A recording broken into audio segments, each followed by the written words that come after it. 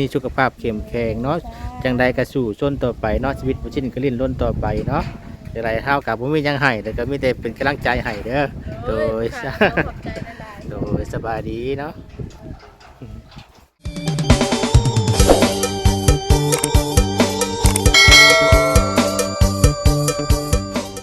ครับสวัสดีสบายดีเด้อพ่อแม่พี่น้องวัดสุขุสุคนเนาะกับมื้อนี้ก็มาพบพ่อกับตะวันบ่าวลาวอีกเช่นเก่าเช่นเคยพ่อแม่พี่น้องเลยเนาะมื้อนี้บ่าวตะวันก็ได้เดินทางมาเยี่ยมแม่น้องน้ำเพชรเนาะพี่น้องเพชรนี่ก็เป็นเพชรของชุมเขาบ่าวแสนแล้วก็บ่าวต้าเพิ่นเนาะบ่าวตะวันก็บ่เคยมาดอกพี่น้องก็ที่มามื้อนี้เป็นเทือกครั้งแรกหรือว่าเทือกทำอิฐแต่พี่น้องเนาะก็ยังบ่ทันเข้าไปพบพ่อกับน้องแม่น้องน้ำเพชรเพิ่นดอกพี่น้องแต่เดี๋ยวบ่าวตะวันสิพาเพิ่นพี่น้องกลับไปทักทายสบายดีสำคัญเลยเนาะเพื่อนพี่น้องเนาะโอเคพี่น้องโอ้ก็มาพ่อทั้งบ่าวต้าเพิ่นพี่น้องสบายดีบ่าวต้าเป็นจังไดมาเบิ่งงานบ่บ่าวต้า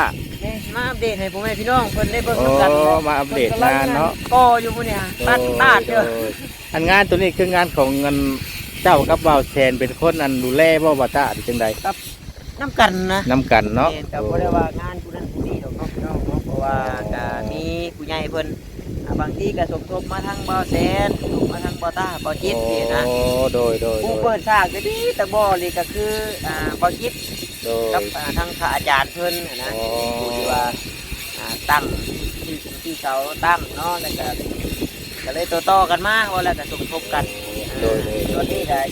อยู่ในช่วงของบ่อแสนเพิ่นแหละ อ๋อช่วงของบ่าวแสนบ่บัดนี้ค่ะโดยก็คือแม่นงานก่อนี่บ่ของบ่าวแสนนี่ ทางก็ของข้าเนาะว่าแล้วก็ โดย เพิ่นก็เข้ามาทางบ่อแสนนี่ โดย เพิ่นนํกัน โดยขอบใจบ่าวต้าเด้อจะได้ก็ขอให้มีงานเข้าดุๆเด้อบ่าวต้าเด้อเนาะโดยขอให้อันมีงานที่ว่าให้มันรับรื่นนะบ่าวต้าเนาะหมายของให้ค่าเนาะโดยขอบใจเนาะ เดินสายเดียวกันสู้ๆเนาะ โดยขอบใจบ่าวต้าเนาะโดย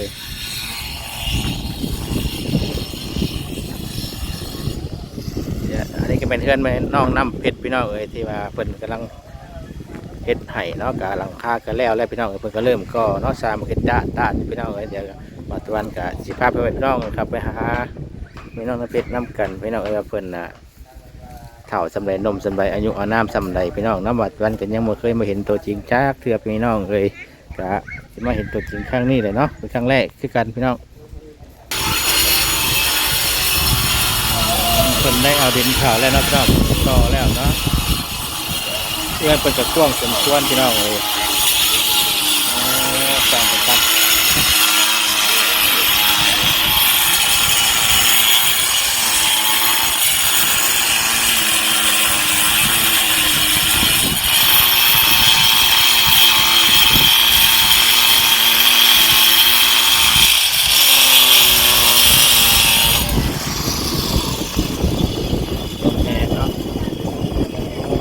สบายดีเด้อสบายดีเนาะโดยแม่น้ำเพชรบ่โดยครับเคยเห็นเพิ่นจักเทื่อพี่น้องก็เคยเห็นในน้ำคลิปของบ่าวแสนบ่าวต้าเนาะวันนี้ก็ได้ตามมาเห็นตัวจริงนะพี่น้องเนาะโดยขอโทษเด้ออาเจ้านั้นมีชื่อเสียงเรียงนามจังไดเนาะชื่อเจ้า ค่ะเสือพอด ชื่อพรเนาะโดยจักปีแล้วเจ้าตอนนี้เนาะ32 ปีอันเรือนพวกเคลื่อนเก้าเจ้าก็อยู่บนนี้บ่หรือว่าบ่มีคือดินตัวนี้คือเป็นเพิ่นซื้อให้ใหม่บ่โดยดีใจนำเนาะได้เฮือนได้เป็นของตัวเองแล้ววันนี้เนาะเฮือนเพิ่นก็งามๆพี่น้องเลยเนาะเจ้ามีลูกจักคนเลยจ้ะ3 คนลูกเขาเฮ็ดเพิ่นน่ะบ่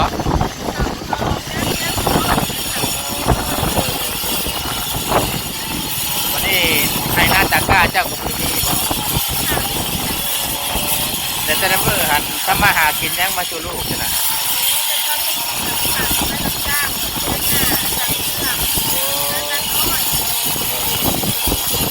ดีใจน้ำเนาะที่ว่ามีผู้ใหญ่ใจดีมาเช็ดมือกับมาช่วยเนาะกับขอให้ผู้ใหญ่ใจดีเพิ่นน่ะคือดีไม่แห้งเนาะถ้าตัวเป็นโฮโก้ใส่ให้ลูกกระดานต่อไปคนญาติคนป้าใส่เนาะโดยจะบรบกวนหลายเนาะเพราะนั้นขอบใจเด้อ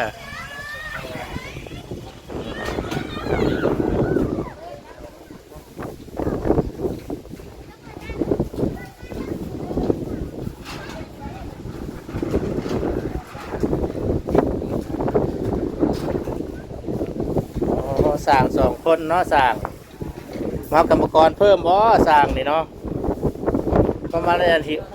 โดยสบายดีโดย มาทางได้มานี่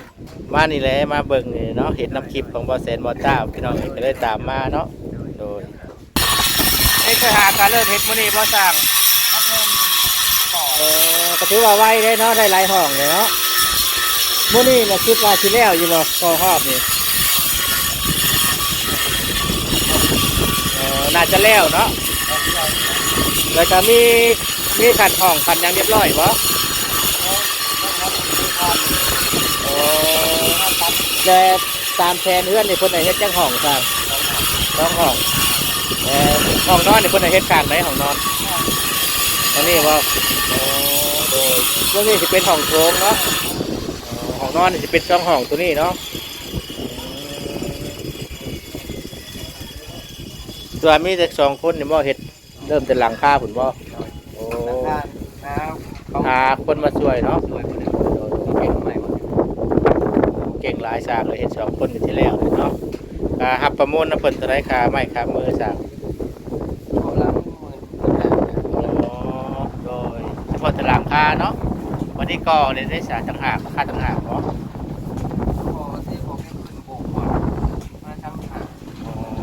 โดยพอเฮ็ดอยู่แต่ว่าสร้างเนาะก็ได้ใหญ่ปานใดเนาะ นี่ก็อยู่ละล่าเนาะเฮ็ดไว้นี่มันมาสร้างน้ำตัดหินบล็อกเนาะ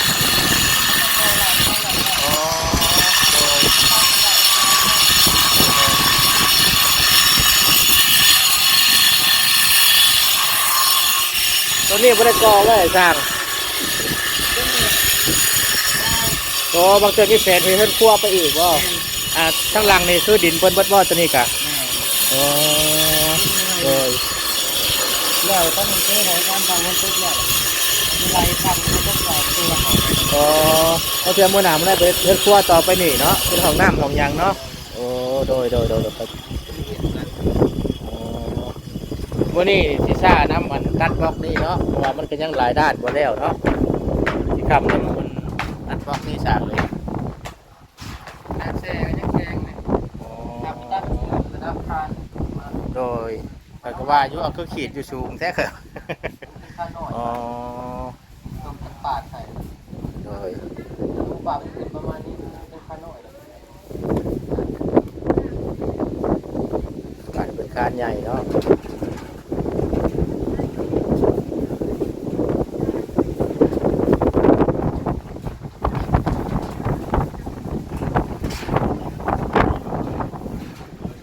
เมืองสร้างเปิดเห็ดพี่น้องเลยโอ้ได้เทือละก้อนเนาะสร้างซ่าแล้วแบบนี้เนาะ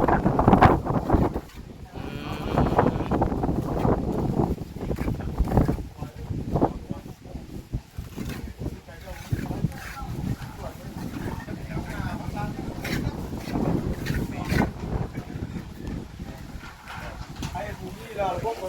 มมาหลายคนดีพี่น้องเนาะสบายดีว่าวเวียงโดยยังครับสมปูนช่วยสร้างบ่เจ้าซื้อยังน้องฮะ น้องโจ๊ก น้องโจ๊กโอ้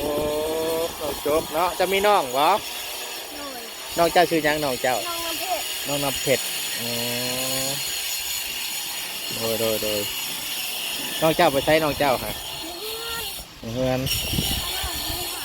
อ๋อเฮือนกันไปเข่าวะ โดย โอ้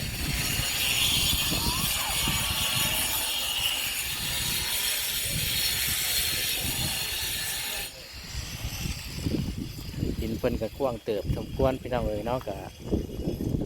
ทั้งหลังพี่ก็ยังมีเนื้อที่ว่างอยู่พี่น้องเนาะก็สามารถเฮ็ดเรือนครัวหรือว่าห้องน้ำต่อเติมออกมาได้อีกเนาะ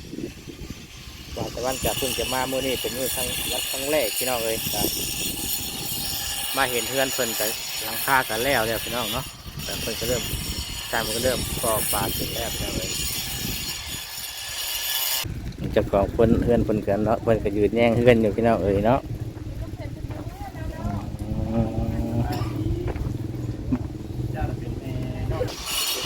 เป็นจังไดเนาะดีใจบ่ได้เพื่อนใหม่ กาเคยคิดเคยฝันอยู่ว่าจะมีผู้ใหญ่จะดีเงินมือกับมาตัวจังซี่เนาะ ผ่านกับเคยกินเคยผ่าน เคยคิดเนาะโอ้ย เบื้องต้นเป็นไผมาได้พบมาพ่อเจ้าตอนเบื้องต้น ต้น เนาะ เหลือแล้วผมมาขอบมาซื้อของแล้วขอเตือน โอ้70%เนาะโดยผู้ที่ถามนี่วันนี้อันเจ้าเคยสร้างครอบครัวมาตะเกือแล้วเจ้าขอเจ้าอนุญาตถามเนาะ สร้างได้ เพื่อเดียวบ่ถามเพื่อแล้วบ่ โดยในการมอแบบบริยูเหมือนกันนะ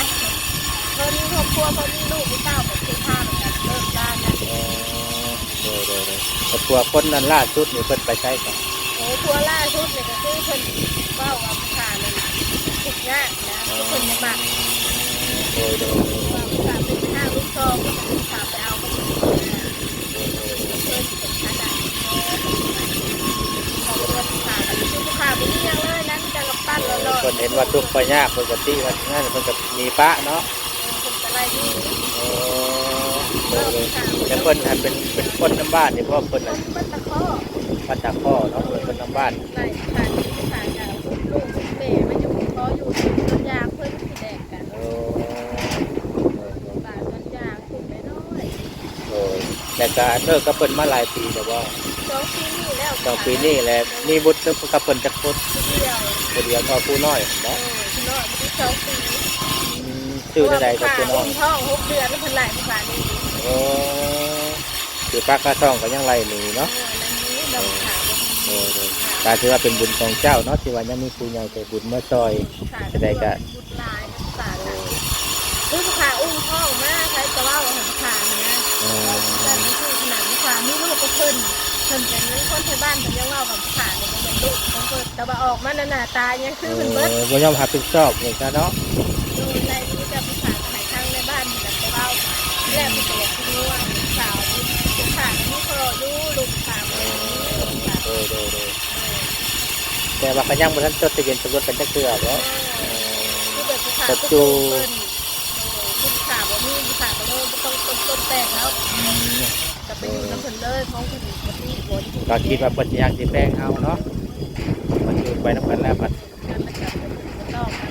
อะไรนี่ขาบ่ได้ว่าหยัง ก็มีแต่ตั้งจิตใหม่ใจใหม่เนาะเพิ่นนำกับเจ้ากับพยายามทำดีต่อไปเนาะมื้อนี้ก็เฮ็ดหยังล่ะซุมื้อนี้นะ ชื่อนี่ก็มาเบิ่งปลูกผักปลูกหญ้าเด้ โด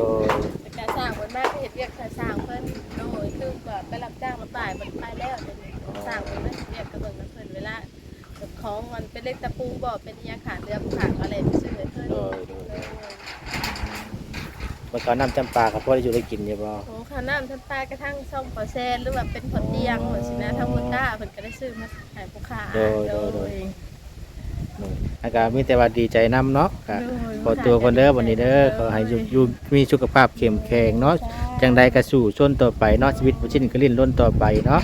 จังไดเฮาก็บ่มีหยังให้แต่ก็มีแต่เป็นกำลังใจให้เด้อโดย ขอบใจหลาย โดยสบายดีเนาะ